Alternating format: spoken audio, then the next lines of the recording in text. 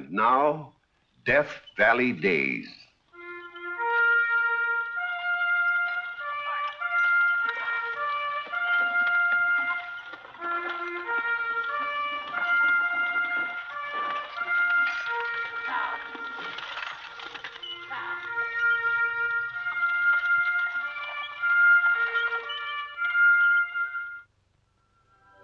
Howdy, folks. I'm the old ranger, and I have another interesting true story for you about the historic Death Valley country. This is a most unusual story. It's about a tree family. No, I don't mean a family tree, but quite literally a tree family. All three generations of the Washington Elm. Here in this famous old Currier and Ives print, we see the original elm, the granddaddy of the family, situated on the common at Cambridge, Massachusetts. Under its spreading branches, General George Washington took command of the Continental Army on July 3rd, 1775. The tree, already more than a half a century old, became known thenceforth as the Washington Elm, an historic tree, a revered landmark in New England. But what's it got to do with the building of the West, which is the theme of our Death Valley Days program? Well, that's the story. Generations of Harvard students have passed under the branches of the Washington Elm on the Cambridge Common, just as Arthur Collins is doing on this day in 1889. Hiya, Phil. Hello, Art. Janice, may I present Arthur Collins, Miss Janice Peabody. Glad to meet you. How do you do? Art comes from Washington. Such a beautiful city. Oh, not Washington, D.C. The state of Washington. Oh, I'm sorry. You needn't be. It's great country. But rather wild, I imagine. Sure. You should see his collection of scalps. Philip, really. I think it's wonderful you've come all these thousands of miles to attend Harvard. Oh, he's doing graduate work. I've already got my bachelor's degree from the University of Washington. You mean they have a university out there? Oh, you bet. Going strong. Phil's coming out to Seattle to look us over. Oh, I've got to go. It was nice to have met you, Miss Peabody. I'll see you later, Phil. Nice chap, Collins.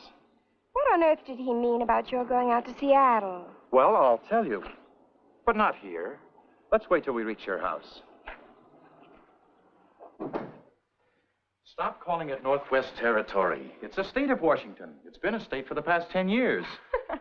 Well, I know that sounds funny compared with Massachusetts. And how old is the university? Well, age isn't everything, darling. Well, I've called you darling before. But not so loud. Well, I feel like shouting it at the top of my lungs.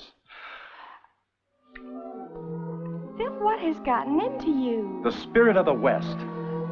We agreed that we'd simply have an understanding until you finish college, a year from June. And you know what I want to do then?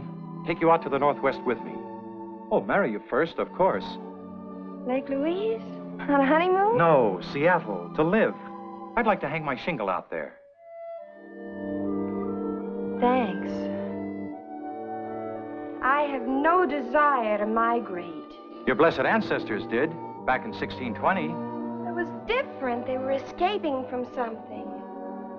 Nobody'd ever want to escape from Boston. They were looking for a good life in a new land. And that's what I feel it would be for us.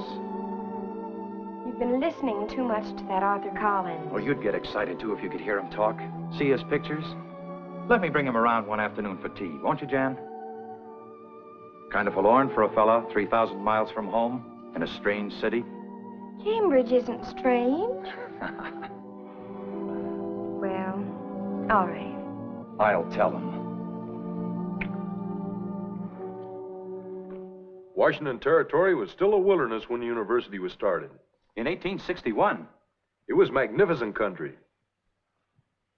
Just a sample of some of the scenery in the state of Washington. The settlers cleared the land and raised the money for the first building of the university. Here, I'll show you a picture of that. There. That's quite impressive for the backwoods. And here's the first president of the university, Asa S. Mercer. Just graduated from college himself. He was the entire faculty, too.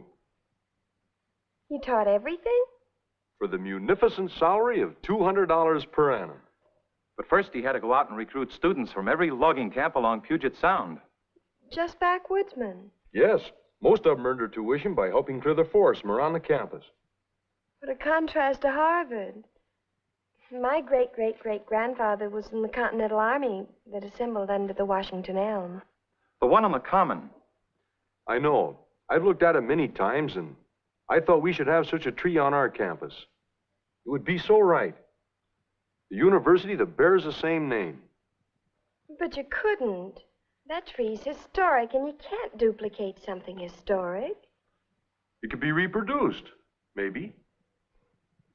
What do you mean? We could take a cutting and transplant it. By George, that's an idea. Cut a branch off the Washington Elm? What, the authorities would never let you. I know some of the people at the Arboretum. Would you like me to introduce you to them? Would you, Phil? You bet. Of course, they may say the whole idea is impractical. An elm's a hard tree to root, I understand. But it's worth a try.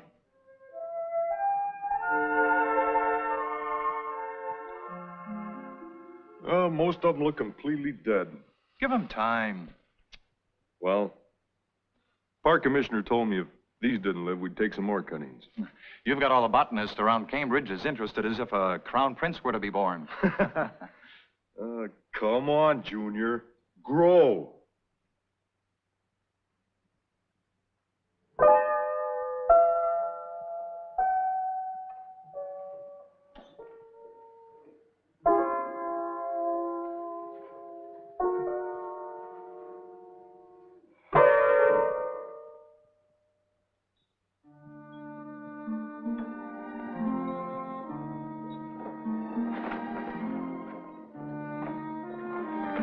Philip isn't coming over this evening? Apparently not, Mother. What has happened to that young man lately? He doesn't seem to be coming around as much as he used to. He has a new interest over at the Arnold Arboretum. Watching elm whips grow. What are you talking about? It's true. They're trying to produce a scion of the Washington Elm. Our elm? There's only one Washington Elm. But that tree is nearly 200 years old. I mean, really, after all. What's it for? A college campus, 3,000 miles from here. Well, a son of the Washington Elm. It's all the fault of that friend of his from Washington, Arthur Collins. He's got Phil so bemused he can't think of anything else. Well, as long as it isn't another girl, dear. I'd rather it were. I could compete with a girl.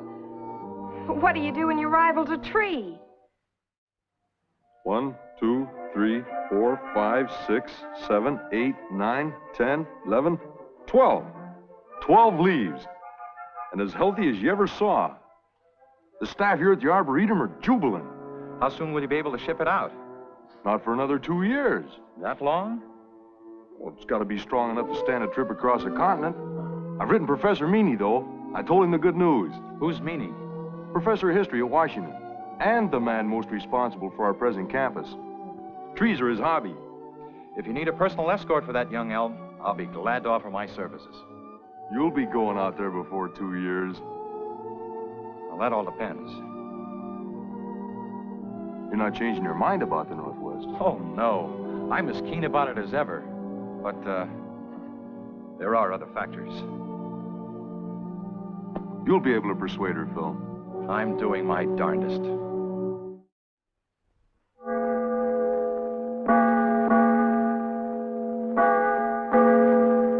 At last, my law degree. Philip Adams, LLM. Oh, Phil, I'm so happy. And the next thing is for you to get your MRS, Mrs. Just as soon as you can convince my family that you're in a position to support me. Well, I don't expect to earn much to start. Well, Father can help you secure a good position with a big Boston law firm. That won't be necessary, because I've already accepted one. You have? Where? Seattle, Washington. Oh, Phil, you're not serious. Well, I've always said I wanted to go out to that country. And I thought I always made it very plain that I didn't. Oh, well, look, How could you without consulting me? darling, if it doesn't work out, if you're not happy there, I promise I'll bring you back. Bring me back? I'm not even going.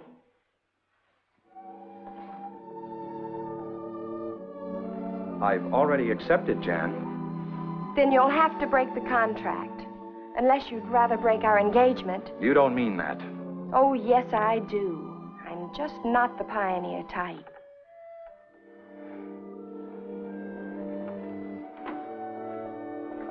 Washington isn't a wilderness.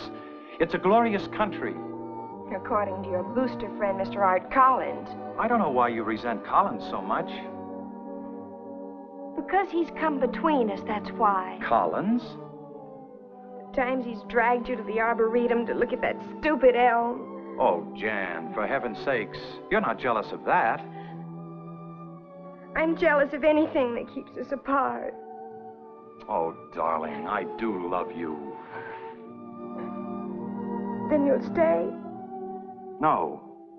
No. I'm going out to Washington if I have to go by myself. All right. Then that's exactly how you'll go.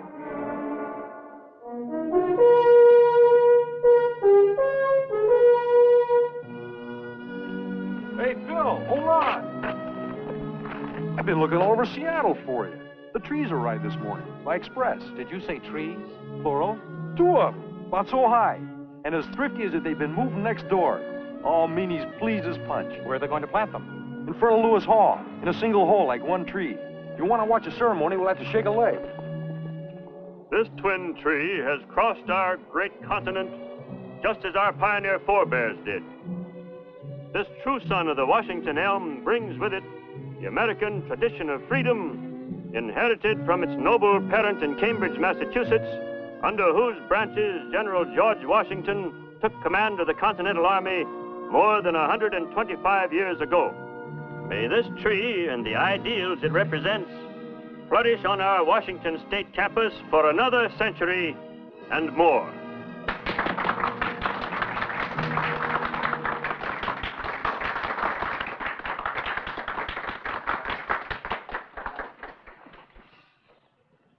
You didn't hear a word Meanie said. Your mind was on a certain lovely lady 3,000 miles away back in Cambridge. You're right. It was. Nothing for me? No, dear, that's all. Janice, how much longer are you going to moon over this Philip Adams? It's 4 years now since he went west. It's 1905. And you're still Miss Peabody.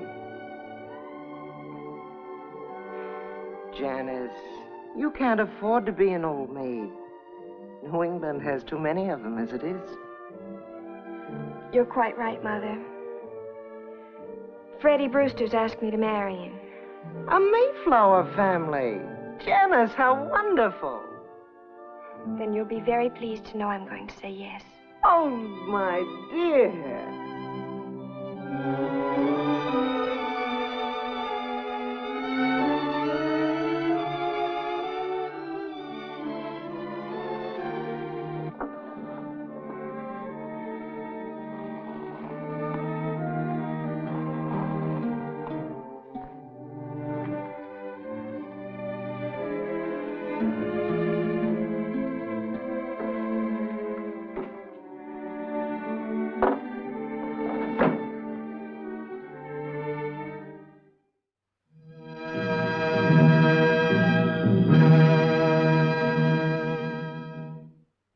Are an old grad, class of '96.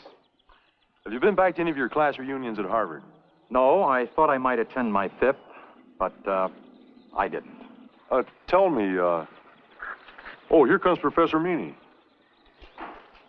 Hello, Dr. Meany. Collins, I was just thinking of you. I'm reminded of our debt of thanks to you every time I pass our Washington Elm. How's it doing, sir? It's as tall as I am now. And growing like a weed. Of course, you were practically born on Bunker Hill, Adams. But to our boys and girls out here, all this early American history is only book stuff. They've never visited the scenes, had the thrill of thinking, here on this very spot it happened. Well, at least they can look at this tree and say to themselves, its father witnessed one of the great events of American history. I just hope it lives to be 200, like its sire back in Cambridge. It will if care has anything to do with it. We're on the track of a wonderful gardener, a German named Ludwig Metzger, and I shall give him special instructions. Nice to see you, Collins. Dr. Meany. Adams. Goodbye, sir.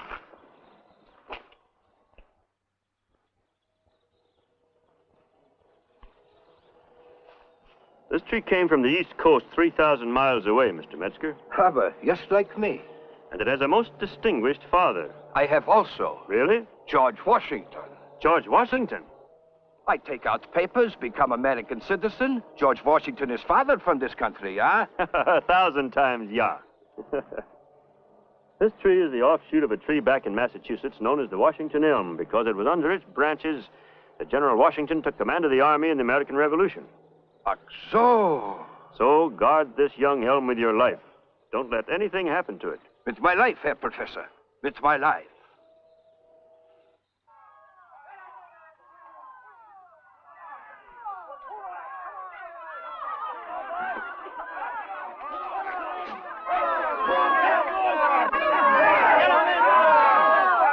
What's going on out there? Spring riot between the sophomores and the freshmen. Watch out for the tree!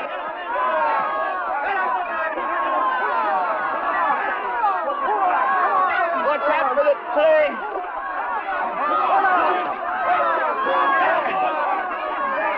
Go away for the tree! Watch out for the tree! Watch out for the tree! Boys, get away from the tree! Metzger, you all right? Yeah, You sure? No limbs broken?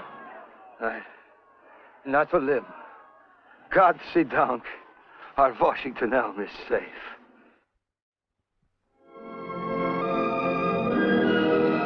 World War I came and went. The young elm on the campus of the University of Washington grew tall and strong. But back in Cambridge, Massachusetts, in October 1923, a nor'easter hit New England, lashing the whole coast with violent gales, leaving death and destruction in its wake. And claiming as one of its victims, the Washington Elm, which had stood so proudly on the Cambridge Common for 210 years. But the good people of Cambridge did not forget. And several years later, in 1927, Dean Condon of the University of Washington received a strange request. The letter was addressed to me as dean of the university. Why, it has hundreds of signatures. All the patriotic folk of Cambridge. They want us to send them back our tree so that they can plant it on the site of the elm that's gone. Of all the nerve. You can't blame them, Ed. The Washington Elm was an historical shrine. But our elm belongs to us. It's been on our campus for 25 years. Yes, but it is a true son of the old elm. You aren't suggesting we give it up. Oh, I don't want to part with it any more than you do. It's out of the question. I don't think we should say no until we find out if it could be moved. That's why I've called in our head gardener, Ludwig Metzger. He can give us an expert opinion. What do you think, Ludwig? The tree is too big, Dean Condon. It could never be transplanted 3,000 miles. What did I tell you? Well, I guess that's our answer. I'm afraid so. Thank you, Metzger. Well, I'll write our friends in Cambridge. They'll be disappointed. You can explain we have no choice. You dig up this tree, then nobody have a tree. Quite right. But I am sorry on their account. I wonder, would you be willing I try an experiment with that tree? What kind of an experiment? Well, this tree is even more valuable now that the old one is gone. It might not succeed, but if it did, you could send to the people of Cambridge what they want. A true descendant from the Washington Elm. All right, Ludwig, go ahead. But be careful. I will start at once.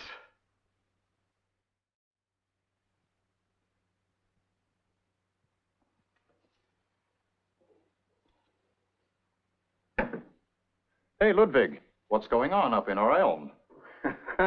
You know this, huh? How could I help it? That big box built around the limb. What's the idea? You come around a couple of years from now and I show you. Couple of years? Yeah. By then we know whether we have succeeded or not.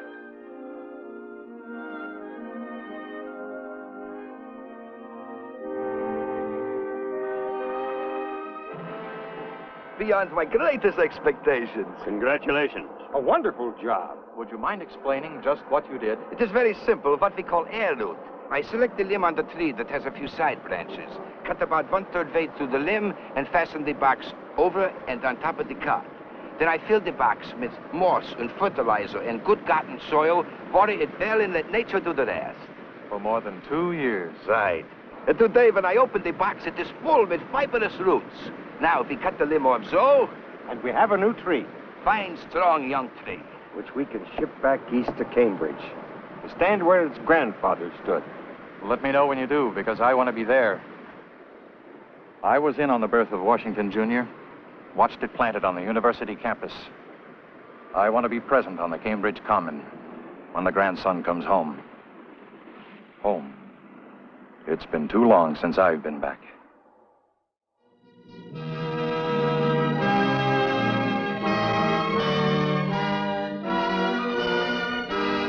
This sturdy elm stock has crossed the continent to the last outpost of pioneer America. And now comes home again to the same soil where its illustrious ancestor once stood.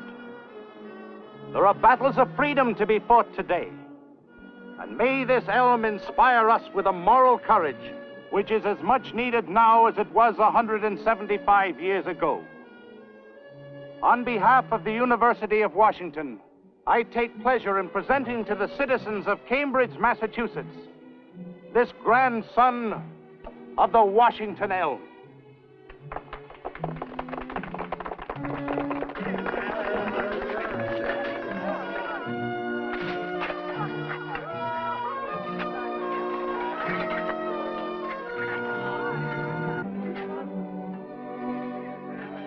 Janice?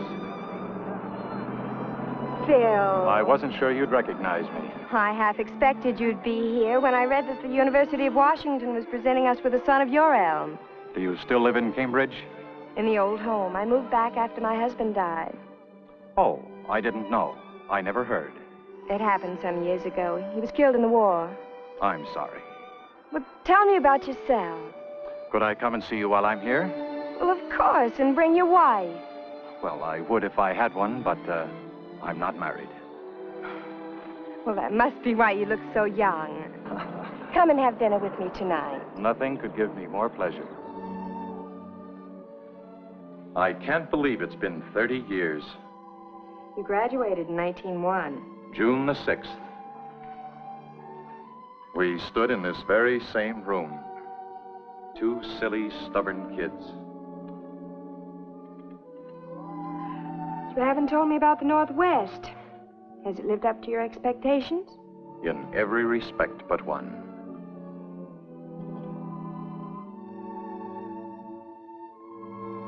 Will you go back with me, Janice? You don't think it's too late? Too late?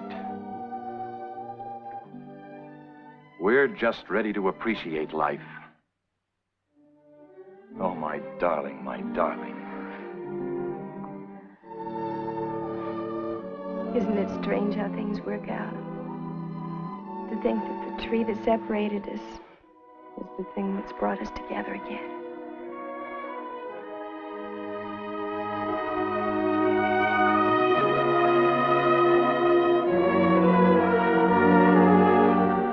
And that's the true story of 3 generations of the Washington Elm, symbol of American liberty and the union between East and West.